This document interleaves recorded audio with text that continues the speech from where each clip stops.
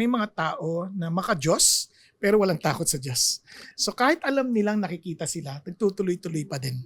So paano sila matutulungan? Una, pwede natin silang bigyan ng, pwede natin silang balaan. Sabihin natin mula sa salita ng Panginoon na hindi natin malilin lang ang Diyos. We are to reap what we have sown. At madalas, hindi naman natin agad aanihin yung tinanim. Minsan yung tinanim natin, it will wait about a year or two bago natin inaani. So we need to remind them of that. And at the same time, gabayan din natin sila. Baka out of the weaknesses of the flesh, hindi nila talaga magawa. So we need to help them.